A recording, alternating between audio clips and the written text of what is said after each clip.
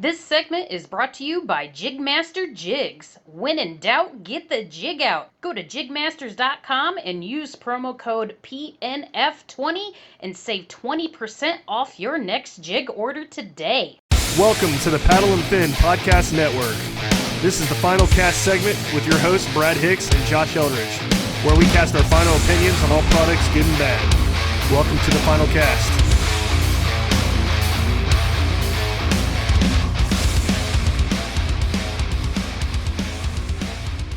Welcome back to the Final Cast on the Paddle and Fin Podcast Network. I'm Brad. And I'm Josh. Tonight, we're going to talk about Josh's awesome tournament recap that he had up at Lake St Clair for the Michigan-Ohio Kayak Anglers Club. So, yeah, dude, I'm excited to hear all about this trip, man. Heck yeah, dude. It was a blast, man. Definitely the funnest tournament I've had to date so far. It looked fun, man. I was watching the leaderboard. Yeah, I was watching the leaderboard all day. I'm like, oh, dude, he's in 8th. No, he's in 6th. And then it started dropping back down. You missed it. At one point, Mike was 1 and I was 2. Oh, yeah, I saw that too. That was like right at 9 p.m. or something like that. 9 a.m. Yeah, like it was early. But that's what it. So last week, Mike was like, hey, dude, you want to go to Lake St Clair? And I'm like, what? He's like, yeah, for a tournament. I'm like, a tournament? I was like, what tournament? I thought the KBF one got canceled because that was the only one I could think of in my head, like off the top. And he was like, no, dude, Mayo's having theirs up there, and there won't be like a captain's meet. Everything's going to be virtual still. So yeah, I was like, let me ask the wife. And she said, yeah.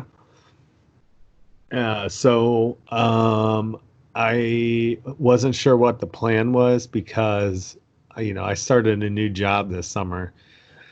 So I wasn't sure that I could get off of work. So I threw it by the boss, and he was like, yeah, dude, for sure, go for it. He was like, yeah, I'm taking the Friday off also, so enjoy. That's awesome. Like, cool. So we decided to leave Thursday night so we could get a full day in of pre-fishing. And we got a little bit of intel on an area that's not as pressured. So that's where we headed. It was kind of a funny situation. All this was really last minute, like last minute. Yeah. So I remember you said something about it, and I was like, dang, I want to go. And I was like, yeah, that's too soon. But anyway. But so we ended up, at first there's no campgrounds really around there. And then Mike was looking up houses, and those were kind of hard to find a little bit. And then, or they were too expensive, for just 3 people. Cause it ended up being me, Mike, and Brandon. And, so we found a boat, a cabin cruiser that was docked and it had 3 beds. So we were going to stay in there. But Mike booked it literally on Wednesday or something like that, and we were supposed to leave the next day. So when Thursday morning rolls around, and I haven't heard anything from him, and then he talks to somebody who'd been up there recently who helped us out and gave us some intel. He was like, yeah, stay in this hotel. I'm getting ready to check out, and that means there'll be an open room. There you go. And there would have been an open room regardless. Yeah. But so we ended up getting a hotel that was literally 3 to 5 minute drive from the dock, that we were going to use the boat ramp. So we got down there, dude, and we rigged up and stayed up entirely too late. I think it was almost 1 o'clock in the morning because we didn't get there till 11:30. Mm-hmm. And so I only took 4 rods with me. I kind of narrowed it down before getting there just because I was like, all right, it's a smallmouth bite. From what I heard, there's not a lot of structure wise. This lake isn't deep, overall, its average depth is pretty like pretty shallow, like for a lake of its size. What's the deepest spot? Maybe 20 feet. Like, and That's my kind of lake. I'd like that. but there it doesn't have like bank lines that you're used to. I mean, there's like a lot of houses on the one Hmm. side, and then on the other side, it looks like a lot of wetlands from the river, from where St. Yeah. Clair River comes in. But and there's not a ton of vegetation yet. I just attribute that to the time of year. I mean, the water Hmm. temperature there was like we saw it around like I think the highest I read it was like 68 to 70 range maybe. Mike Hmm. said something like he hit 72 in some places, but the water was ultra clear, like pretty So clear. Like it was nice. Like those fish were spawned out then already, right? The uh females at least. yeah, so if we would have been there the weekend before, we would have caught the females all over the beds. Yeah. When we got there, there were still some. There wasn't a lot, but I think they were on their way out. There were some areas that we didn't hit that I wish we would have hit first, and then worked our way in and caught up with some of the stragglers that were still hanging around. Because I caught two 19 and a half and a 19 and 3/4. Hmm. One of the 19 and a half was during a pre-fishing practice, but they weren't they weren't spawning like they were spawning basically next to like little weed lines, and these weed lines weren't thick. It was real sparse, Hmm. but like every bed was like literally like the sweet spot was like next to a piece of vegetation. So Mike threw a Ned and a spy bait mainly. I threw the underspin literally the entire time. I picked up the spy bait a little bit, but I'm not familiar with it, and I didn't do any research prior to it. Mike bought like 5 of them and gave it me and Brandon one to try out. Man, see, I've been hearing about that. I heard Sean Boggs on Yak Legion, and he was talking about the spy bait up there at Lake St Clair. And ever since he said that, I'm like, man, that sounds perfect. Like, even going down to Dale Hollow and using that would be an awesome bait, I think. Well, the bait is prime. It's like looks like a jerk bait, but it's got Yeah. a propeller on the front and rear of it. But it's not something that you normally, from what I understand, mainly people use it on pressured clear water. Oh, So, that ma- and that plays perfect into St. Clair because St. Clair's constantly got fishermen all over it. I mean, it's like one of the top smallmouth lakes in the world, from what I understand, like overall, yeah. for like the quantity and the size of them overall. But Yeah, that's interesting. I didn't know that about the spy bait. I mean, I knew it was better for clear water. I didn't know it was better for pressured water. yeah, it's from what I understand, it causes a lot of displacement, and you don't really feel it, but I guess those propeller blades kind of whine at a kind of a high pitch underwater. So it brings fish in. From some of the videos that we watched, I think we watched them Friday night. It doesn't bring fish in from real far away, but they said about Mhm. 10 to 15 feet away. Hmm. They'll sense it, and they'll come Uh, check it out or whatever. But dude, it's super simple to throw. It's like the whopper plopper of like subsurface fishing basically, dude. It's yeah, literally throw it out, let it sink some, and reel in, dude. That's it. that's like yeah, it gets to like a certain depth and then stops, doesn't it? You could get different versions of it, like you can, I think, Yeah. of sort of like a jerk bait. I don't know. I didn't buy them. So, but I mean, it said slow sinking on the ones that we had. So I don't know if there's suspending versions. Dude. I don't know if there's like a slow rising one or what. I would think you wouldn't want a slow rising one because you're Yeah. already just reeling in. I don't know that you'd want it to come to the top. So Need to try one of those at Eastwood, man. yeah, dude, definitely, man. It's. I think That we would got the be Storm Arachi ones or whatever. Like that'd they're be a good fair. spot to try it. They're not super expensive, and that'd be a good one because I think like we threw them in perch because there's a lot of perch, in St. Clair, and I think there's perch in Eastwood, isn't there? Yeah, there is. I've seen them. Yeah. Interesting.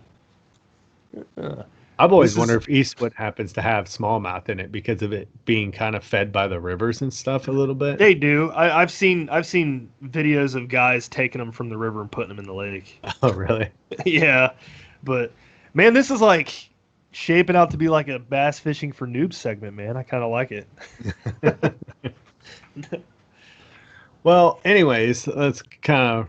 So I ended up throwing we fished these areas. We figured it out. It wasn't hard. Like there was big males on the bed still. The day of pre-fishing, I don't think I caught a smallmouth under 16. No, I may have caught a 14 or 15, but they were big still. Like the males were pretty chunky. And even the females, like even though like we were thinking they were spawned out, but they were still big, like football big, like Yeah, big wide bodies, big shoulders. I love that. It was hilarious because the fish, like proportionally compared to what we see in Ohio, we'll catch smallmouth and they'll be long, but sort of on the slender side. These things were just chunk, dude, like just huge shoulders. It made their faces look weird, like their mouths, like you almost look like you caught like a drum or something like that. Like it's got like a real small mouth. Yeah, but they're like a huge head. Yeah. I've noticed that from pictures I see people post all the time. Yeah. It's same with New York. Yeah. I see those big smallmouth that look like that too. But I threw the underspin religiously. We fished a depth of 4 to 5 feet. And basically, if you found like weeds, you fished it. Mike bed fished a lot. He sight fished. I wasn't able to do that though because I took the big rig FD and I didn't have an anchor with me, so I ended up leaving my anchor wizard here. And so Mike would be able to post up next to the beds and sight fish, and he was getting a lot of good hits off of Ned rigs. But then he was also getting like a lot of males that were just picking up the Ned rig and moving it. So they'd only have the tail, they wouldn't have the hook. So I kind of we nicknamed the underspin the bed wrecker because I would shout out to Sam. I literally I didn't do like what Sam was talking about though. He was what he referred to would be sight fishing in a sense, and I wasn't able to stand and do that. I was able to stand, but I still couldn't stay still. We would start out in the morning a lot of times, and the lake would be fairly calm, and then the wind would pick up a little bit, and then the boat traffic would, and then it would get real choppy, and it's just sitting there like boom all over the place. I was curious how you were going to do that in the Kilroy, and then I saw you post that you borrowed the big rig FD. Yeah. My God, yeah, makes sense. To be honest with you, the Kilroy would have handled it. It would have been just tough to get around. You know what I mean?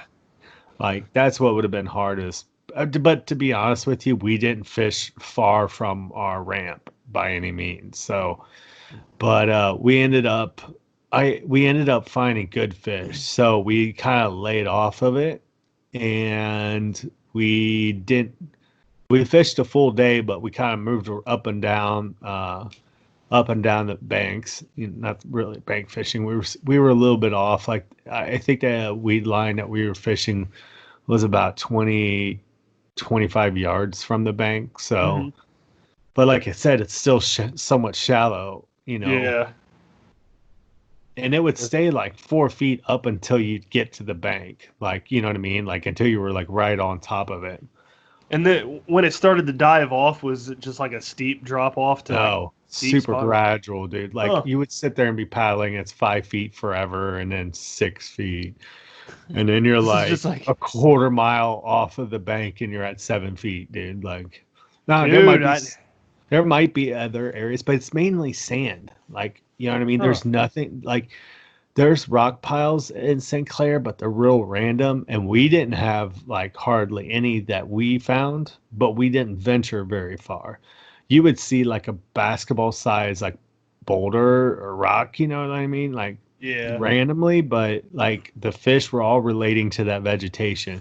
So what I would do is I would throw my bait like either like right next to the beds or through them. Like I would try to get into the vegetation, and I would burn it and stop occasionally, and I would get some hits here and there. But the main thing that worked the best was to kind of slow roll it and Mhm. hook into the vegetation. But like a lot of times you look for like a reaction bite, and I wasn't doing that. I was like pulling it off, but letting it drop at that point. Because I Kind think a lot of the sweet spots of the beds were right next to the stalks of the vegetation a lot of times. of So like as using like a lipless crankbait in the not a lipless pre. crank lipless crankbait, a lot of times you'll throw it and you'll rip it through the grass and get a Yeah. reaction Oh, I thought strike. that's what you were doing. No, I would like Okay. hook into the vegetation and pop it out like a little bit, like I just gotcha. and let it fall immediately, and I That's would a get nailed at that time. that's exactly how I fish my Texas rigworms. Yeah. So it worked real well. But so yeah, like I caught a 19 and a half during practice and some 17s and maybe an 18. And we were like, all right, all right, all right. We've had our, we got to lay off. We don't want to ruin the spot. Yeah. So we found several spots that, produce good quality fish. And so on tournament day, we were out there set, ready to go. And it started out a little slow, but it did on practice day. It took like a little bit of time. I think, I don't know if it was just the sunlight triggered it or what, but it didn't matter. Also, I threw it on a Kitech as usual. Everybody knows me. It didn't matter what color Kitech I threw. Like every color got bit. So, I Yeah. mean, I caught a 19 and a half on a white. I caught a 19 and 3/4 on smallmouth magic. I caught another 19 on the bluegill flash. So I don't think like it mattered color wise. I think it was that underspin. Yeah.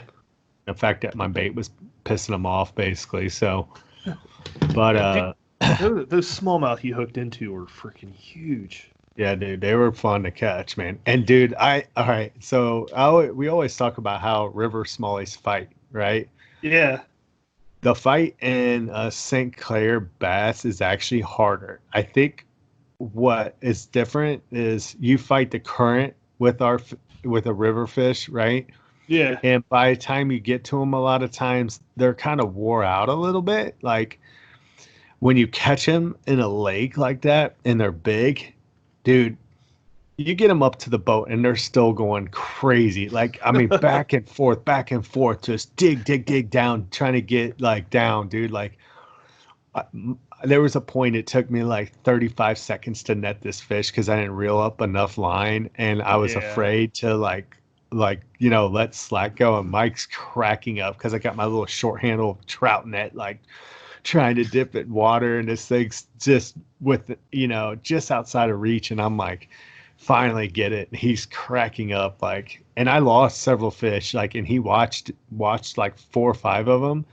And every time what it was I'd I'd have the fish in a good range, and then I would go to reach for my net and I would drop that rod just like Yeah. a split second, man. It would give them enough to pop loose. Yeah, that would suck. So I learned that Josh needs to get a long handled net, or yeah, and that trout net just gotta go. You gonna look at that Yak Gadget net or not Yak Gadget? Yak Attack. I don't know, man. Brandon had one, and I'm not sure that I like it. It Yeah. feels good, but I don't know. I might, I have no idea, but we'll see. I might I, try a couple out. I went with the net that Greg Blanchard uses. It's called Forever Last G2, and Hmm. I'm actually gonna do the mod that he did, but with a little shorter handle. I think he put like 30 inches on his of a PVC pipe and then wrapped it with some grip. Hmm. I'm gonna put maybe like 18-inch handle. Yeah. I think that's all you need, really. It's a personal preference, really. It's all about how close you want to reel that fish into the boat. So, Yeah, I've snapped rod tips from trying to like net them close to the boat. dude, I would have them like go under the boat, and I could see the fish on the other side of the boat, and my rod is just bent around the side of the boat. Like, it was Yeah. crazy, dude. Like how hard they fight, man. They just bulldog you, man, just trying to get away. That's where we need to go for our group this year, man. It's definitely, Everybody just meet up there. I want to fish. it was awesome, completely awesome. Like I had a blast. So, but tournament day comes and it starts out a little slow, and I think I didn't catch my first fish until like it was almost an hour in, and I wasn't getting bit. I started getting mad, and I knew where some largemouth were. The largemouth were acting like smallmouth in a way. They were relating to the rocks on the bank.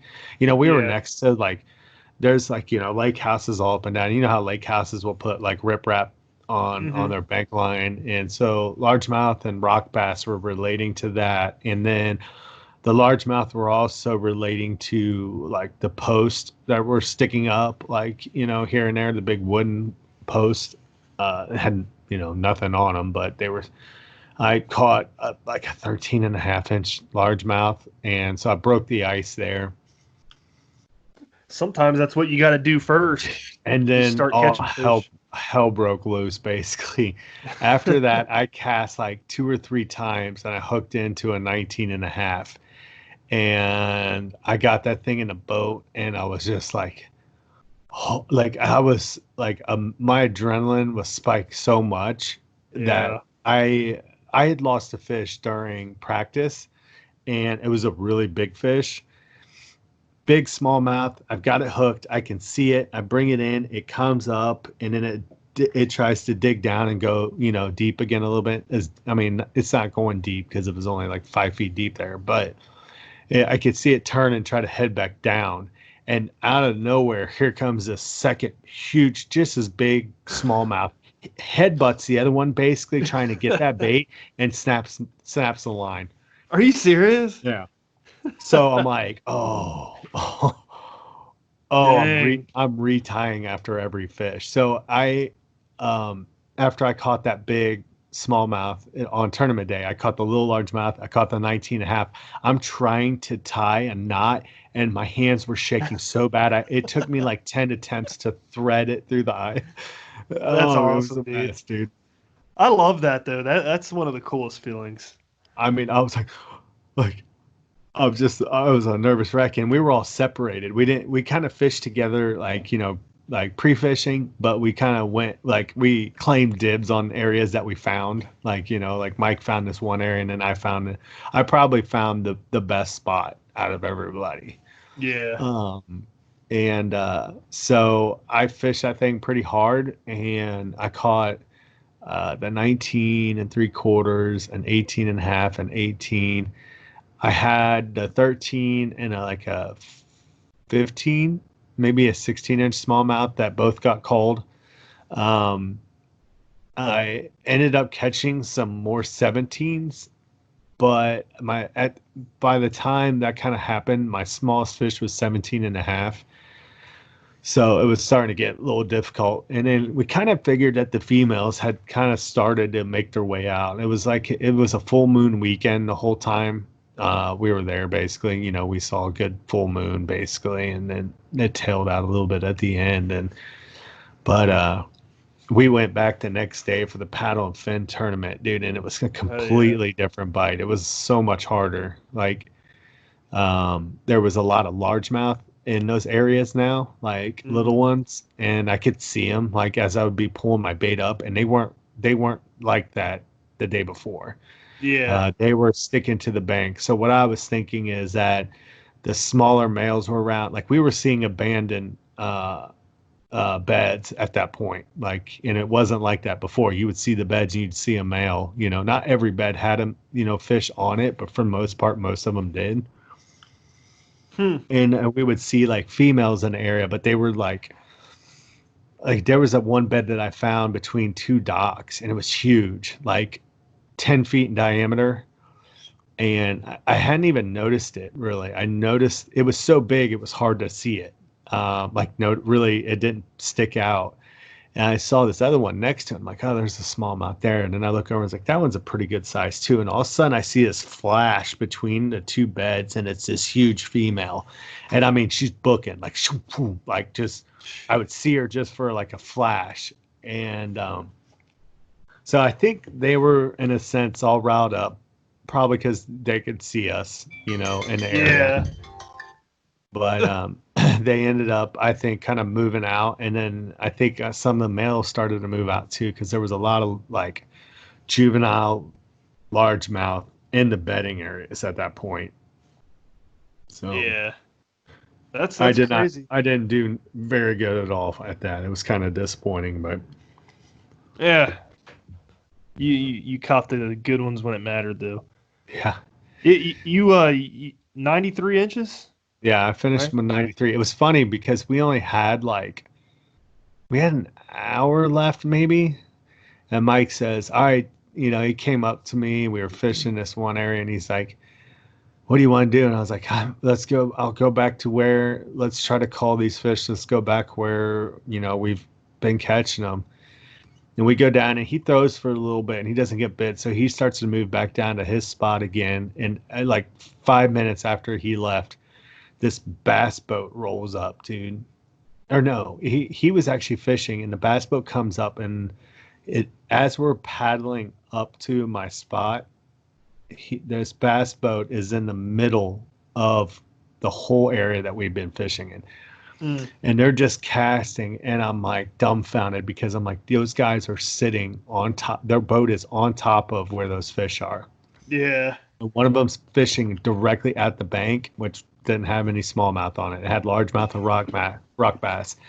And then the other guy was thrown off the front towards like the boat lane, and the fish weren't really sitting in there.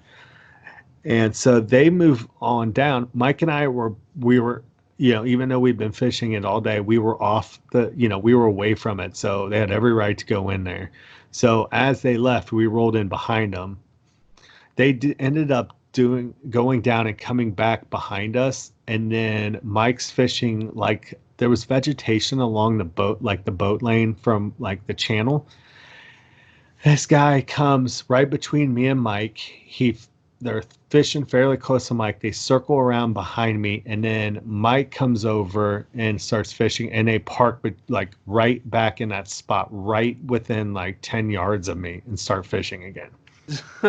Did they say anything to you? No, and he keeps looking at me like he knows that he's being an asshole.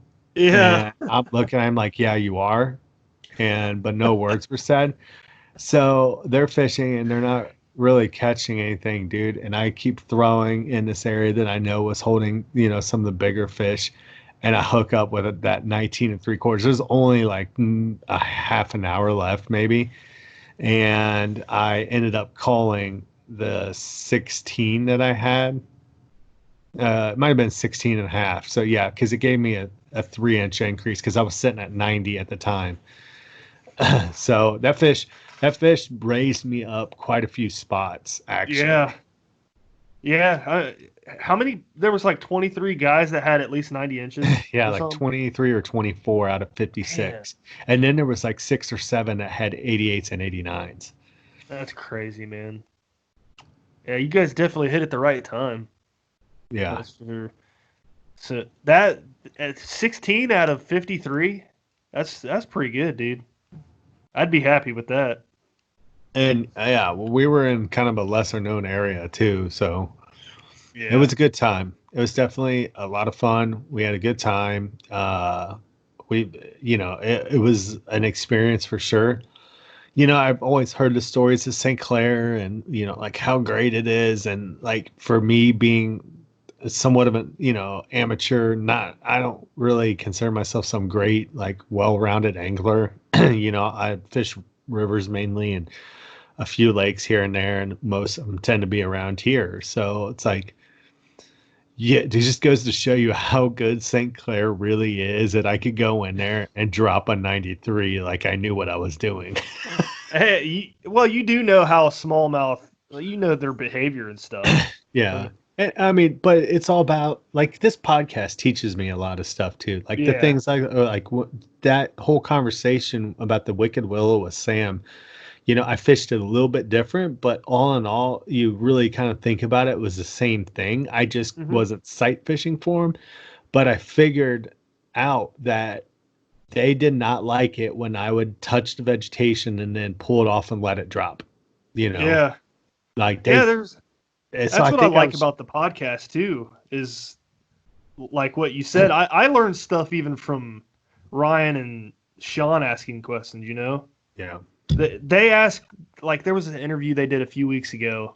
I was like, that was probably their best one. They asked all the questions that I've always was curious about. I forget what episode it was, but man, it was a good one.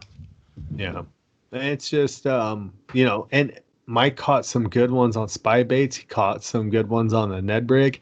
But you had to be quick because there was times where I would like on Sunday during the bracket tournament. I still think there was a fair amount of males, but I think they were more guarding and not really trying to eat baits because I think at that point I would get hit a lot, and it was either the juvenile largemouth that were nipping at it, or it was the male smallmouths that were picking it up and just moving it. They weren't really trying to kill the bait. Yeah. But I do know though when I was catching those females, they were committed to it. I would get hit hard by them. Yeah, that's awesome. I want to go up there now. So my review of St. Clair smallmouth fishing is 2 thumbs up, to say the least. To say the He's least. like, I'm going back there every weekend. I should have been like, you guys don't want to go waste your time there. Nobody should go to St. Clair. But everybody knows how good it is. So Yeah. Hey, I was looking at the leaderboard. Eric Siddiqui finished 8th place with 97 inches. yeah, That's nice. ridiculous, man. Yeah. Who won, by the way? Oh gosh, you asked me too quick. I can't remember his name. Oh, Cantwell. Chris Cantwell, is that his name? I think. I've heard the name before. And Yeah, he he had had like 100.5 or something, something crazy. Yeah. or 103. Man, Yeah. I couldn't imagine having a day like that. That's crazy.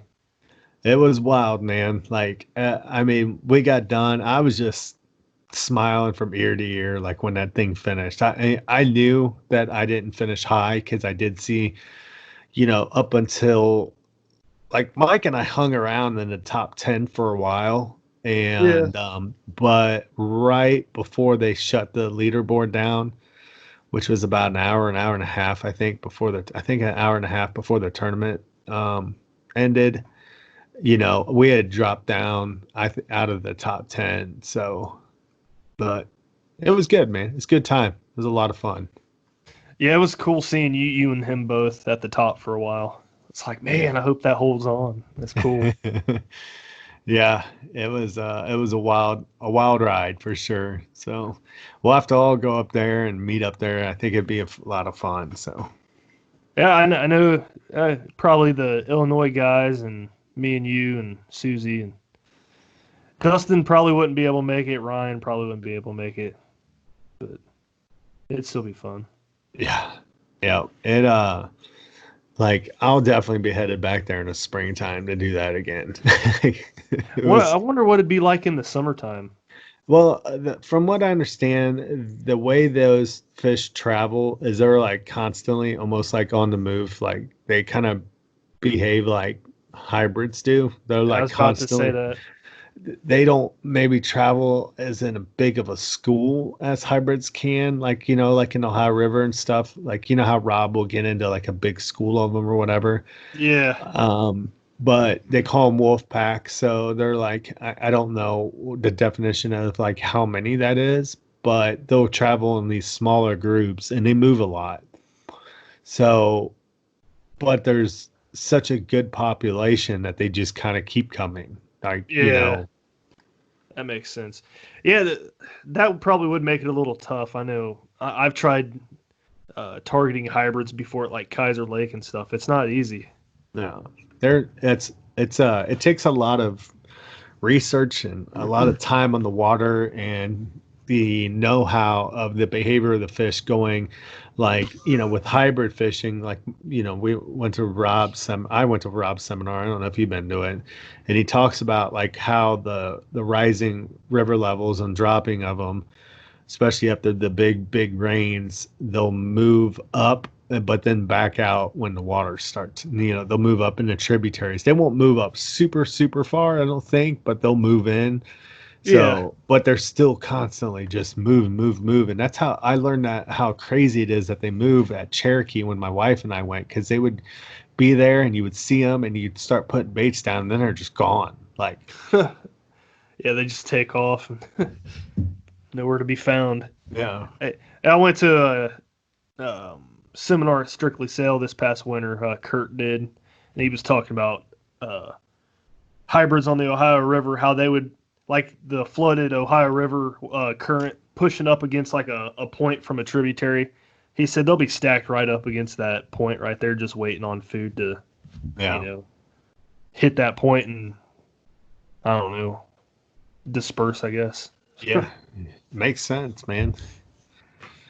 Yeah. But I mean, it was a blast. It was nice having the pedal drive. I got to cover more, water, even though I didn't really venture far, but the stability of it helped a lot. And, I'd stand when I could, but I spent a lot of time seated, just because I'm not 100% used to having chop like that. So, how bad was that? It wasn't awful. The first day actually was pretty good. The second day, actually tournament day, it was like glass when we were out there. I took those sunset or sunrise pictures that I posted, and it was really calm. It was real nice, and the wind picked up a little bit throughout the day each day. It was probably at its worst. I'm trying to remember what day it was. That was at its worst. I don't really remember, but on Saturday tournament day, by the end of the tournament, the chop had gotten fairly decent just from the boat traffic, like just tons of big boats out there, people tubing jet skis, and the water clarity would start out and you could see the bottom like so easy. And even like when you're out like 7-8 feet, you could see the bottom. It was just hard to know that you were seeing the bottom because it's so sandy. Yeah. That you're not really in this. The vegetation was still so sparse that it was just like, like real hard to kind of tell anything. And then you would see a random boulder, but it was kind of funny. I got out a little deeper and marked a kayak. It looked like a sitting kayak that had sunk. So that was pretty funny. I could see like, like where the skirt would be attached to or something. Like, oh, interesting. Hope the person's all right. Yeah, kidding. Body still in it or something. Yeah. But it was a good time, and big shout out to Mike and Brandon for wanting to go up there and inviting me. So yeah, I can't wait to go back. How did Brandon do? Brandon didn't do so good. No, I didn't know he was with you guys. I thought it was just you and Mike.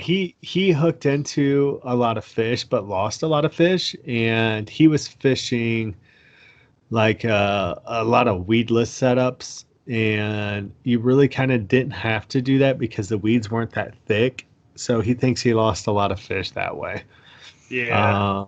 But I mean, I fished a weedless setup also, but I'm pretty comfortable throwing Kitex like that for quite some time on river smallmouth. So, and me, I hook set pretty hard. So, I think that's one reason, because you had to be quick with those fish too, man. Because I mean, like the females would definitely seem like they were biting it to eat it or kill it, but the males, like you'd have to try to, hit them. I didn't foul hook any fish, but there was definitely a lot of strikes that I had and fish that I lost that I might have just barely caught them, or they just picked up the tail of the swim bait to try to move it off the bed.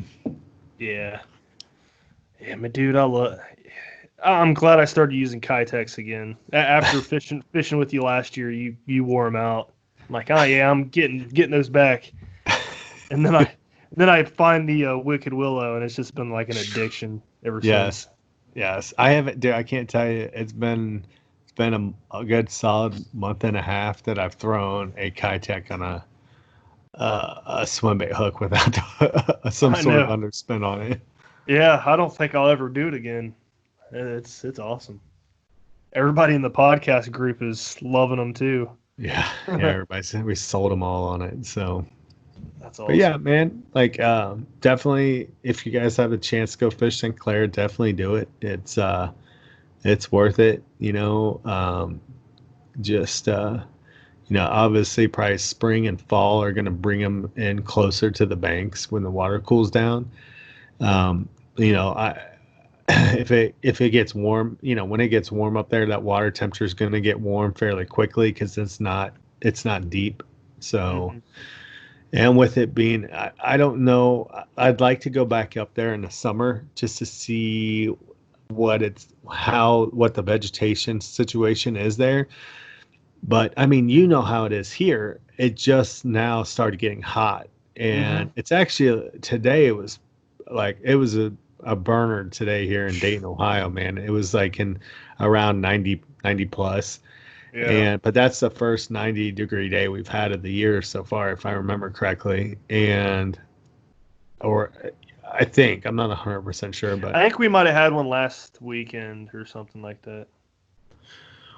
yeah, there was one this past weekend actually, wasn't there? Like, wasn't it Saturday? It was real hot here.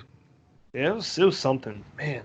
But so there we woke up and it was like 49 degrees on Sunday. Really? Yeah, it was pretty Huh. chilly. It was decently warm the day before, but it really wasn't like we did not have the weather you guys had here. Everybody at home was complaining about how hot it was, and it was not like that up there. See, I mean, that just like kind of proves my suspicions that smallmouth love that when the weather just turns like that. well, that's the thing, though, is I don't know that they necessarily do because the weather was stable, I think, for like most of that week in a sense. And the wind direction did a complete 180 degrees from Sunday or Saturday night into Sunday. Like we were drifting the same direction on Friday and Saturday, and then completely the opposite direction on That Sunday. sucks. Yeah. Yeah, that sucks. So I don't know if that turned them off. We went from having like southwest wind. I think it was even west when we first got there, and then it was completely north and northeast. Dang. I think when I first jumped on the podcast, we talked to somebody from Mayo. It might have been Zach Soulier. I was asking him about Saginaw Bay or something. I'm like, how hot does your guys' temperatures get in the summertime up there? And I believe he said anywhere from like 78 to maybe 82 if it's Yeah. real hot. So it doesn't get super hot up there. No. So Yeah. that'd be That's awesome. yeah. It was definitely, it was comfortable. I was even wearing a hoodie on Sunday. So Hmm. by the time we got done though, like with the sun being out, like it wasn't super warm by any means, but I was starting to get warm. So Yeah, the Western Michigan or not Michigan, Western Minnesota's pretty similar. I went fishing out there for vacation one year, and end of well, it was like mid July. Got up to 80s in the evening time, but in the mornings it was like 60 degrees, and the water temperature was like 76, 78 by yeah. the end of the day. Like, man, this is awesome.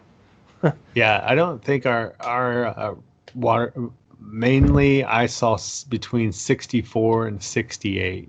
So, it was definitely spawning temperatures for those bass. I think we just caught the tail end of it. I mean, even the other guys that were fishing that tournament, like in the real popular areas, from what I understood, like when Todd went live with Mayo, he was like, yeah, everybody is out there bed fishing, just catching giant smallmouth. Like, you'd have an 18 and the guy next to him had a 20 and the guy to the right of him has the 19, like just all over the place. Like, That's crazy, man. Ah, that's crazy. I'd like to go up there and try that. and it's crazy because it shows you, I think, what's funny is that when you probably were in a bass boat, like that one guy was, and he's going directly over the beds, and I'm literally catching fish within 10 yards of him that are huge. Like, I'm like, maybe the whole theory of how stealthy kayaks are versus, a bass boat is, you think about the shadow that thing's casting as it's coming through with the trolling motor on, and, and we're being stealthy, and we're actually not even fishing on. There's a couple times I had to roll, like, on top of the beds a little bit just because the way I'd start to drift, or I wanted to hit like the opposite side of it, but for the most part, like I would cast at like a 45-degree angle or like parallel with the beds. But I would always try to make contact with that vegetation, and that just seemed to be the case. You would not get hit in dead areas or like, nothing. If it was an area that didn't have any vegetation, you weren't getting bit because there was a gap between the vegetation and where the bank line was, and if you threw into that gap, you would usually catch either like a largemouth or rock bass, or you wouldn't get any strikes. That's what makes a good angler, man. Figuring out patterns like that.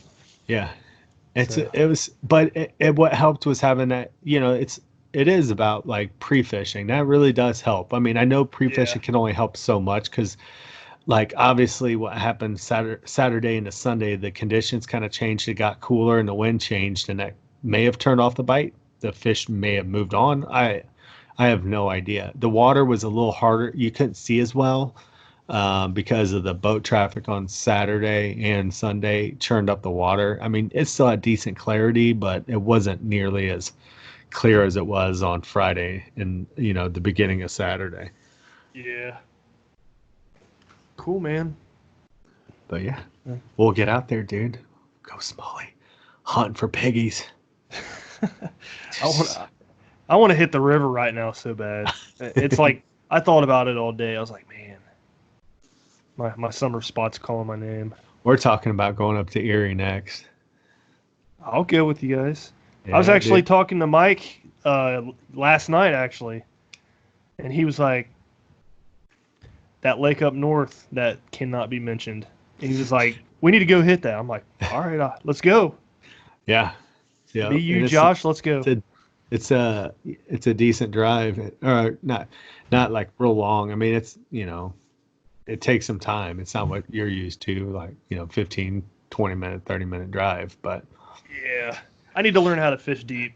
That's the place where I would learn how to do it for sure. Oh, you won't be fishing deep there. No, not that deep. Not what you're thinking. I know you're thinking like really deep, like 20, 30 feet. Yeah. No. Huh. Interesting. But we're going to go to Erie too, so you're going to go do that. Sounds good. And you'll have a trolling motor and you can drag my ass around. No, Torpedo. You know what I meant. Oh, we're going to have to do an episode after I use that a few times. Yeah, we'll see how you like it. Yeah. I know you had Jeff on. We had Jeff on, but you can talk about your experience with it too. So I got my Yak Gadget shallow water anchor while I was gone. Yeah. Yeah, you're gonna like that too. I'm I wouldn't have caught that fish on the live stream this past weekend without that. Yeah. I threw it right down in the middle of the river and was casting just like upstream. Boom. It's like, yes, dude, I love that product. Yeah, it's pretty awesome. I'm excited. It'll work real well too with those gear tracks on the back of the Kilroy. So. Yep.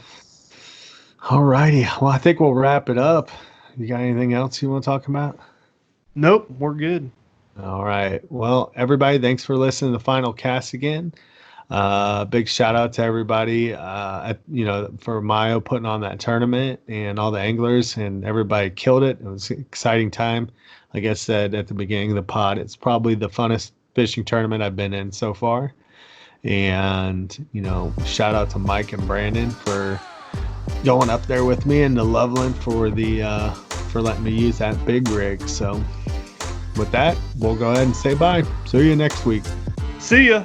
Thanks for tuning in to another killer episode on Paddle and Fin. Don't forget to go check out our website at paddle&fin.com. Don't forget to check out the YouTube channel at Paddle and Fin. If you got a question, comment, want to hear from a future guest on a future episode, feel free to email us at paddle&fin@gmail.com. Don't forget to follow us on social media at Paddle and Fin on Facebook and Instagram. Shout out to our show supporters, Angler. The Angler button and app just makes for a better time on the water and creates a virtual logbook for every fishing outing out on the water. Shout out to Rocktown Adventures, located in Northern Illinois, for all your kayaking, camping, and hiking needs. TRC Covers, protect your investment. Catch Products, shout out to Catch Products. Go to catchproducts.com and put the Paddle and Fin logo directly on your catch board. Shout out to Jig Masters Jigs. When in doubt, get the jig out. Go to jigmasters.com, use promo code PNF20 and save 20% on all your jig and tackle needs.